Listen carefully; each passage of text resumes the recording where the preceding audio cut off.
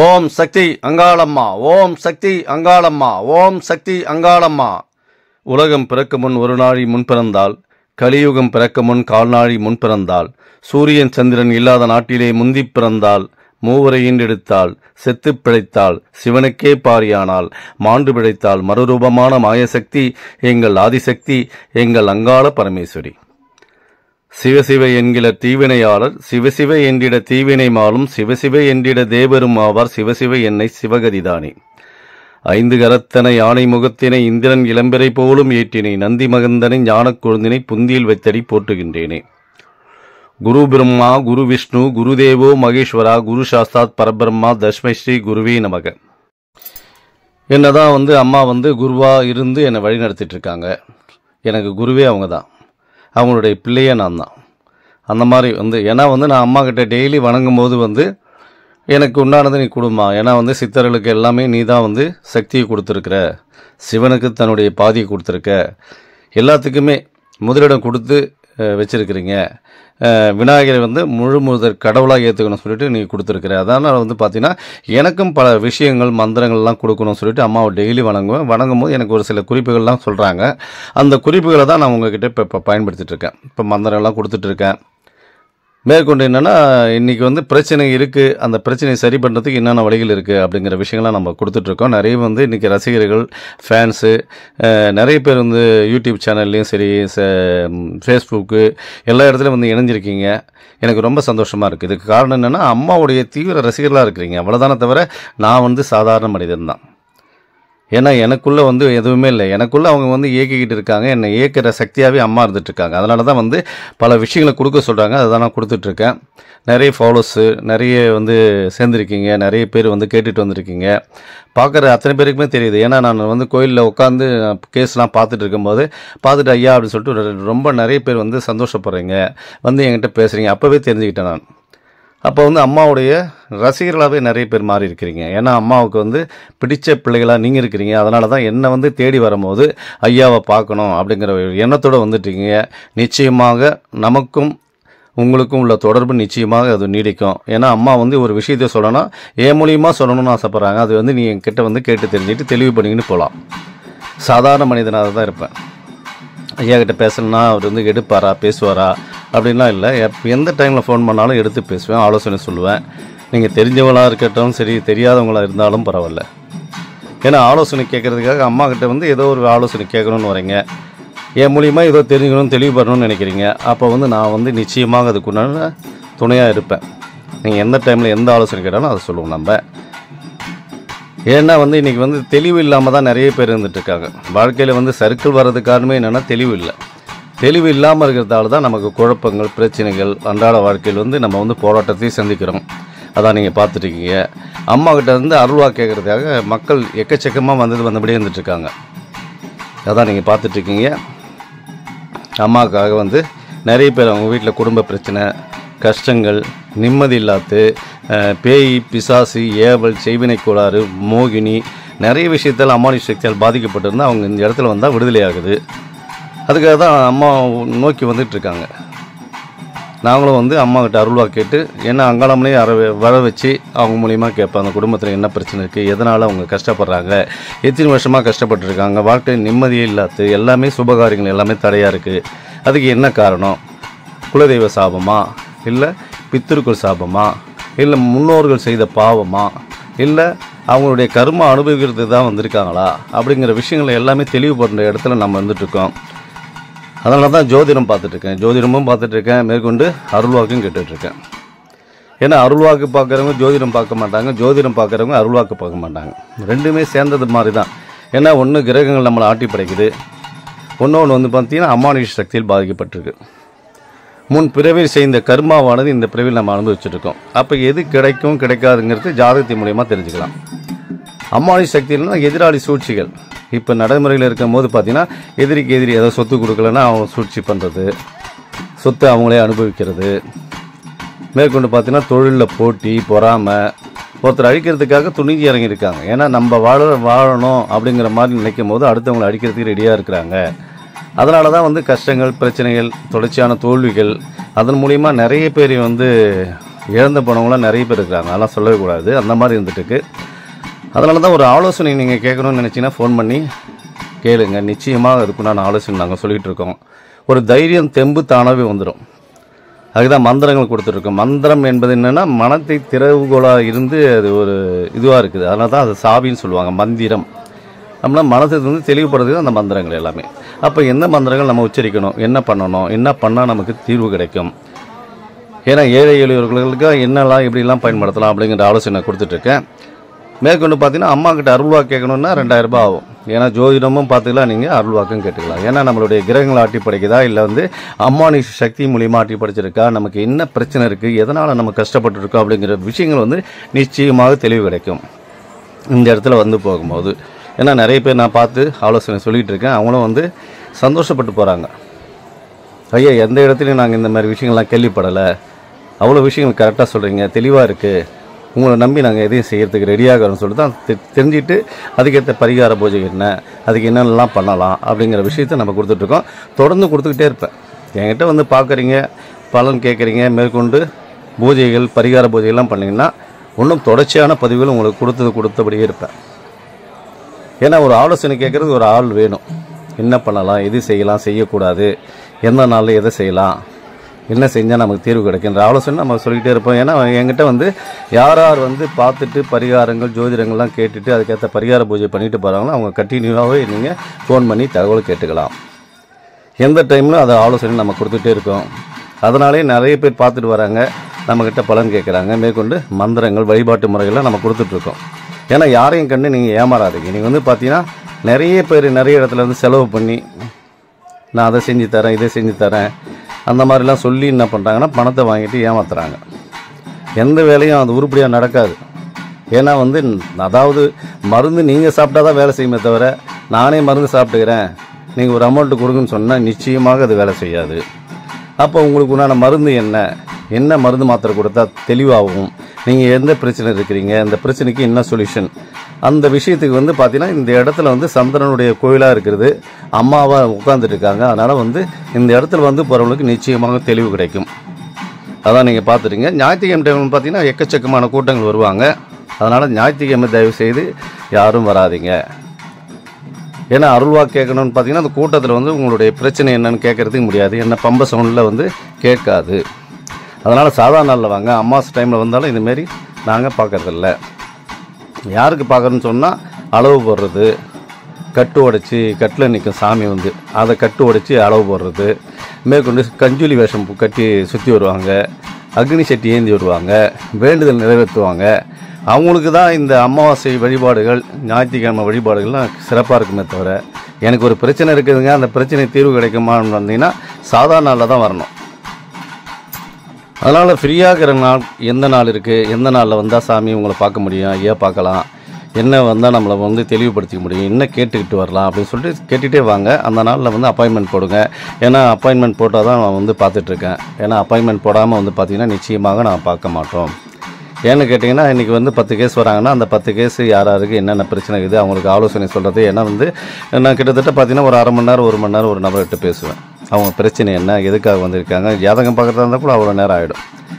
அப்புறம் முன்னோர்த்தையும் நம்ம பார்க்கணுன்னா முடியாது. அதனால் வந்து இன்றைக்கி வரீங்கன்னு சொன்னால் ஊர் பேர்லாம் பதிவு பண்ணிக்குவோம், வந்து நீங்கள் பார்த்து தெரிஞ்சுக்கலாம். அதுக்கு 2000 ரூபாய் வாங்கிட்டுருக்கேன். அதிலே உங்களுடைய தெளிவுகள் கிடைச்சிடும். அதுக்கப்புறம் நீங்கள் பரிகாரங்கள் என்ன பண்ணலாம் ஏது பண்ணலாம் ஆலோசனை கேளுங்க. அதுக்கும் நாங்கள் சொல்லுவோம் எவ்வளோ செலவாகும்னு சொல்லிட்டு அதை கேட்டுட்டு அதுக்கேற்ற பரிகாரங்கள் பண்ணிக்கலாம். நம்ம செய்வினை கோளாறாக இருக்கட்டும், ஏவலாக இருக்கட்டும், பேய் பிசாசாக இருக்கட்டும், என்ன விஷயங்களாக இருந்தாலும் சரி சார் எங்கேயுமே நான் போய் தெளிவு கிடைக்கலன்னா நிச்சயமாக இந்த இடத்துல தெளிவு கிடைக்கும். ஏன்னா யாருமே தரமாட்டாங்க, மந்திரங்கள் சக்கரங்கள்லாம் யாருமே தரமாட்டாங்க. எல்லாத்துக்கும் உண்டான வழிபாட்டு முறைகள் இருக்குது. ஏன்னா வந்து ஒரு கெட்ட சக்தி போன பிறகு தெய்வ சக்தி உள்ளே வரணும். தெய்வ சக்தி உள்ளே வந்தால் தான் நமக்கு நிறைய மாற்றுதல் ஏற்படும், மாற்றங்கள் ஏற்படும். அப்போ தெய்வ சக்தி வர்றதுக்கு உண்டான வழிகள்லாம் எங்ககிட்ட இருக்குது. அதனால் வந்து அந்த ஆலோசனை கேட்டு அதுக்கு தகுந்த மாதிரி நீங்கள் ஃபாலோ பண்ணுங்கள். நிச்சயமாக அந்த பிரச்சனைலேருந்து நீங்கள் விடுபட்டு வருவீங்க. அதுவும் இல்லாத என்னென்னா யாரையும் கண்டு ஏமாற மாட்டீங்க.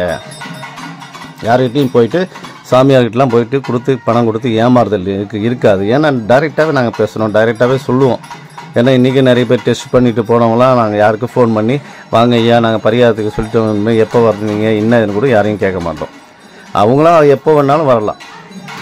அது 6 மாதம் கழிச்சு வரலாம், 1 வருஷத்தில் வரலாம், இல்லை நான் 4 மாதம் முன்னாடி பார்த்துட்டு போனேன் சார், இப்போ தான் சார் வரேன் அப்படின்வாங்க. நீங்கள் பரிகாரம் பண்ணிட்டீங்களா பண்ணலையான்னு கூட நான் அப்படி கேட்பேன்.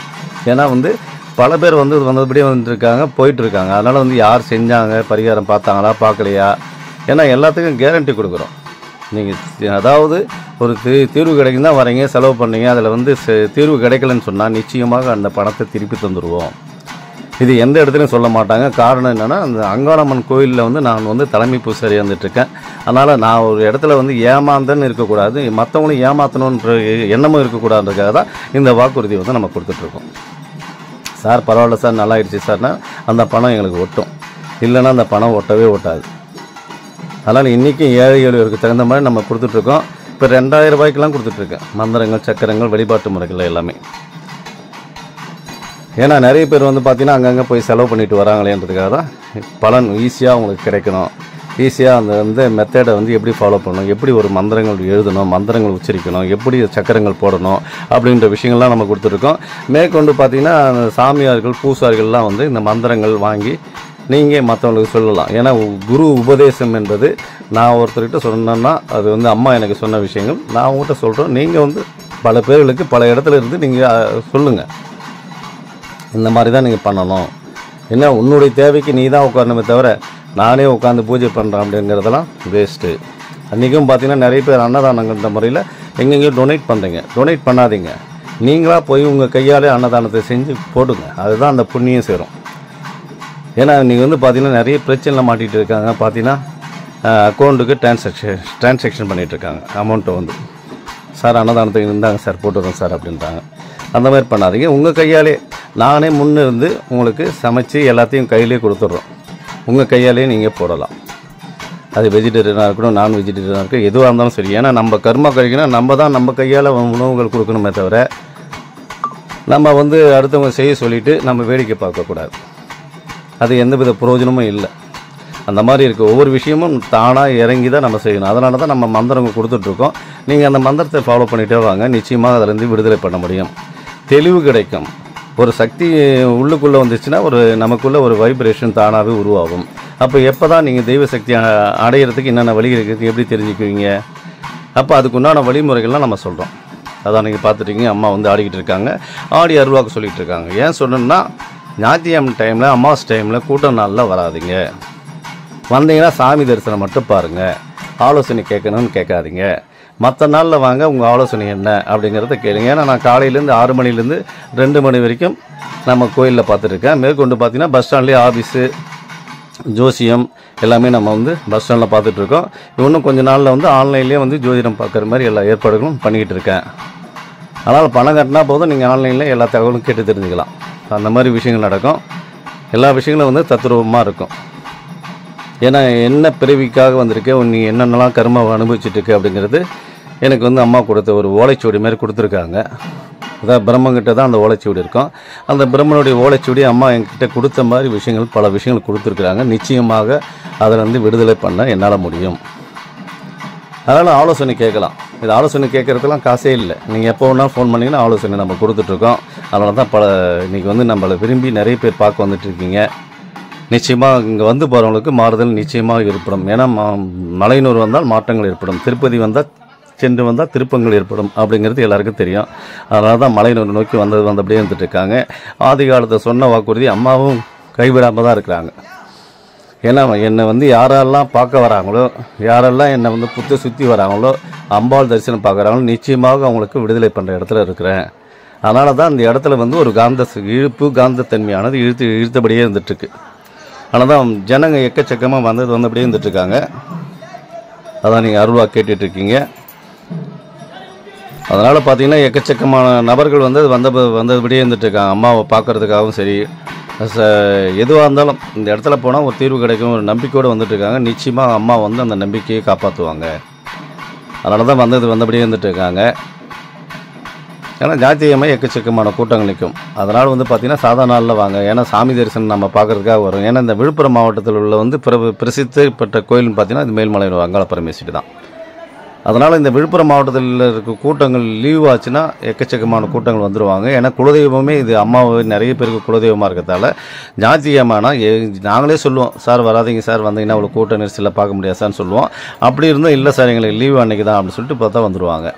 மேற்கொண்டு ஞாயிற்றுக்கிழமை பார்த்தீங்கன்னா குலதெய்வ கோயிலுன்றதால் ஆடு வெட்டுறதுலேருந்து எல்லாமே வந்து ஒரு அவங்க மொட்டை அடிக்கிறதுலேருந்து எல்லாமே எக்கச்சக்கமான கூட்டங்கள் வராங்க. அதனால் வந்து புதுசாக வரவங்க இப்போ தான் வரீங்கன்னு சொன்னால் இதுமாதிரி கூட்ட நாளில் தவிச்சிட்டு சாதாரண நாளில் வாங்க. சாதாரண நாளில் வந்து பார்த்தீங்கன்னா தான் அந்த கோயிலுடைய வடிவமைப்பு எப்படி இருக்குது. நிறைய பேர் உள்ளே போய் பார்த்துட்டு வந்து சார் புத்து எங்கே இருக்குன்னு சொல்லிட்டு வெளியே வந்து கேட்குறாங்க.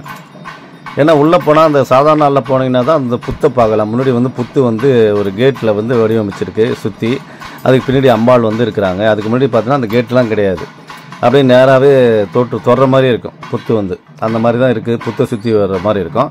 இன்றைக்கி வந்து எல்லாருமே கை வைக்கிறாங்கன்றதுக்காக தான் என்ன பண்ணுறோம், அது எல்லாத்தையும் கேட்டு போட்டு ஃபுல்லாக வந்து கம்பி வலை மாதிரி போட்டிருப்பாங்க. அதெல்லாம் தூரத்துலேருந்து பார்க்கலாமே தவிர நீங்கள் கையெல்லாம் வைக்க முடியாது. அப்படியே பின்னாடி போனீங்கன்னா பார்த்தீங்கன்னா அம்பாளுடைய மூலவர் சன்னதி பார்க்கலாம். அம்மா வந்து உட்காந்துட்டு இருப்பாங்க, அங்காளம்மன் பக்கத்தில் வந்து ஈஸ்வரன் வந்து சின்ன சிலையாக உட்காந்துட்டு இருப்பார். அவ்வளோ அற்புதமான காட்சி. ஏன்னா எந்த இடத்துல போனாலும் சரி இந்த மாதிரி ஒரு அற்புதமான காட்சி பார்க்கவும் முடியாது, ஒரு செகண்டு தான் பார்க்குற மாதிரி இருக்கும். ஏன்னா அப்படி சுற்றி வரும்போது ஒரு செகண்டு தான், அப்படியே பார்த்தோன்னே வாங்க அப்படின்னு கூப்பிட்டுருவாங்க. திருப்பதிலையாவது இருந்து ஜருகண்டின்னு சொல்லுவாங்க, தூரத்துலேருந்து பார்த்தாவே சாமி தெரிஞ்சிடும். மற்ற கோயிலில் பார்த்தீங்கன்னா தூரத்துலேருந்தே சாமி பார்த்துடலாம். ஆனால் அம்பாளுடைய சன்னதியில் நீ எவ்வளவு தான் செலவு பண்ணாலும் சரி அந்த ஒரு சின்ன ஒரு கேப்பு தான் இருக்கும். அங்கே வந்து பார்த்தீங்கன்னா கொஞ்ச நேரம் அப்படி நின்று சாமி பார்க்குறதுக்கே முடியாது, அந்தளவுக்கு வாங்க உடனே அப்படின்னு சொல்லுவாங்க.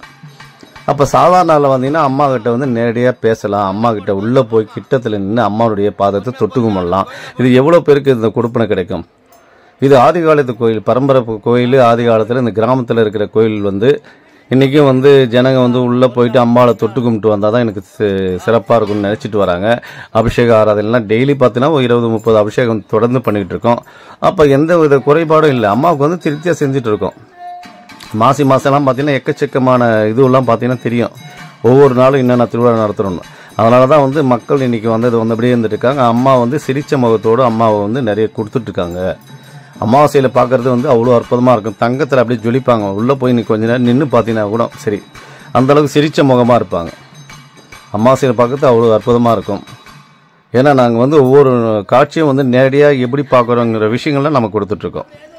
அப்படியே உள்ளே போனால் அவ்வளோ இதுவாக இருக்கும், அந்த மனசு வந்து போகிறதுக்கே மனசு வராது. அம்மாவை வந்து அந்தளவுக்கு அழகுப்படுத்தி வச்சுருப்போம்.